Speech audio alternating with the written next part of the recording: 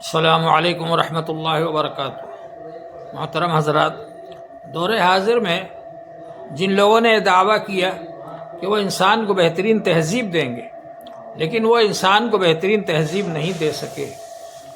انہوں نے بے حیائی کے راستے اختیار کیے، برائیوں کے راستے اختیار کیے، انسان کا استحصال کیا اور انسان کو غلط راستے پر لگا دیا۔ اللہ تبارک و تعالی نے جو صلاحیت انسان کے اندر نسل کو آگے بڑھانے کے لیے رکھی تھی، اس صلاحیت کو انہوں نے غلط استعمال کیا اور مردوں کو اور عورتوں کو بے حیائی کے راستے پر ڈال دیا، اور ان کو اس بات پر آمادہ کیا کہ وہ بے حیائی کے ذریعے سے گناہوں کے کام کریں اور اس کے ذریعے سے وہ حرام اولاد پیدا کریں اور غلط کام کریں۔ اس طرح سے انہوں نے پورے معاشرے کو خراب کر دیا، سماج کو خراب کر دیا، اور اس کا نتیجہ ہوا کہ آج مغربی معاشرے کے اندر نسب کا سلسلہ ختم ہو گیا، خاندان کا سلسلہ ختم ہو گیا، اور کوئی کسی کا نہ باپ ہے، نہ بیٹا ہے، نہ چچا ہے، نہ بھائی ہے، نہ بہن ہے، نہ ماموں ہے، نہ خالو ہے، نہ پھوپھا ہے۔ سارے رشتے جو پاکیزہ تھے وہ ان کے یہاں ختم ہو چکے ہیں، اور اس کا نتیجہ ہے کہ وہ بچے جو کہ بے سہارا رہ جاتے ہیں، ان کے ماں باپ بغیر نکاح کے چند دن ساتھ رہتے ہیں، اور بچہ پیدا ہونے کے بعد پھر وہ الگ ہو جاتے ہیں، اور دونوں اپنے الگ الگ راستے پر دوسرے لوگوں کے ساتھ، دوسرے شناساؤں کے ساتھ چلے جاتے ہیں، اور وہ بچے یتیم اور بے سہارا رہ جاتے ہیں، ان کی کوئی مدد کرنے والا نہیں ہوتا۔ اس کا نتیجہ ہے کہ مغربی ملکوں کے اندر جو زیادہ سے زیادہ وہاں پر خودکشی کی واردات ہوتی ہے، وہی بچے ہیں جو کہ بے سہارا رہ جاتے ہیں۔ اسلام نے ہم کو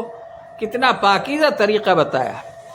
انسان کا نسب ثابت کرنے کے لیے، خاندان بنانے کے لیے اللہ تبارک و تعالی نے سب سے پہلے تو پردے کو لازم کر دیا کہ عورت پردے میں رہے، تاکہ جس شوہر سے اس کا نکاح ہوا ہے یا جس بیوی سے اس کا نکاح ہوا ہے، وہ دونوں میاں بیوی ہی آپس میں ملیں، اور ان کے ذریعے ہی نہ صرف یہ کہ ان کی اپنی خواہش پوری ہو، بلکہ اولاد وجود میں آئے، اور جب اولاد وجود میں آئے تو ان کا نسب ثابت ہو کہ ہمارا باپ ہے، یہ ہماری ماں ہے، یہ ہمارے چچا ہے، یہ ہمارے تایا ہے، یہ نانا ہے، یہ ماموں ہے۔ حضور پاک صلی اللہ علیہ وآلہ وسلم نے ہم کو یہ طریقہ بتلایا کہ خاندان بنے گا جب نکاح کے ذریعے سے اولاد پیدا ہوگی تو اس کا نسب ثابت ہوگا، اور خاندان بنے گا،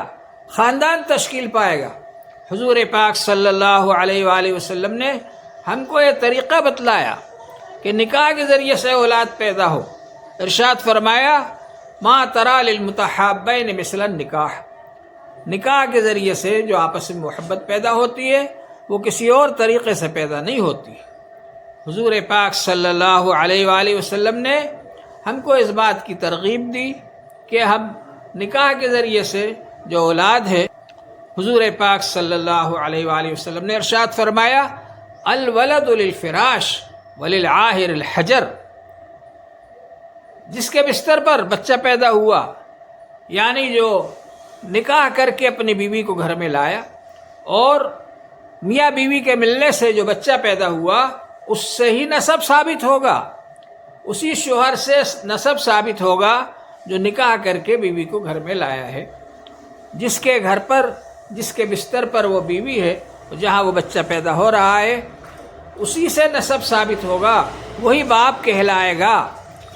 اور زانی جو زنا کر لے، اگر اس سے بچہ پیدا ہو جائے تو اس سے نسب ثابت نہیں ہوگا۔ اللہ جل شانہ نے ارشاد فرمایا، والذی خلق من الماء بشرا فجعلہ نسبا وصہرا، اللہ تعالیٰ وہ ہے جس نے انسان کو نطفے سے بنایا، پانی سے بنایا، اور اس کو نسب والا اور خاندان والا بنا دیا۔ یعنی اللہ تبارک و تعالیٰ کے حکم کے مطابق اور رسول پاک صلی اللہ علیہ وآلہ وسلم کے طریقے کے مطابق جب نکاح کے ذریعے بچہ پیدا ہوتا ہے تو اس کا نسب ثابت ہوتا ہے، اور نسب ثابت ہونے کے ساتھ ساتھ اس بچے کے ذریعے خاندان تشکیل پاتا ہے۔ اس کو ایک طرف ددیالی خاندان ملتا ہے، ایک طرف ننیالی خاندان ملتا ہے، اور بڑا ہو کر کے جب وہ نکاح کرتا ہے تو اس کو سسرالی خاندان ملتا ہے۔ 3 خاندانوں سے اس کو طاقت ملتی ہے۔ اللہ تبارک و تعالی نے ہم کو ایسا پاکیزہ طریقہ بتلایا ہے، اس کو ہمیں اختیار کرنا چاہیے، اور مغربی تہذیب نے جو غلط طریقے بتا کر انسان کو غلط راستے پر ڈال دیا، اس سے ہم کو پرہیز کرنا چاہیے، بچنا چاہیے۔ اللہ جل شانہ ہم سب کو اس کی توفیق عطا فرمائے۔ وآخر دعوانا الحمد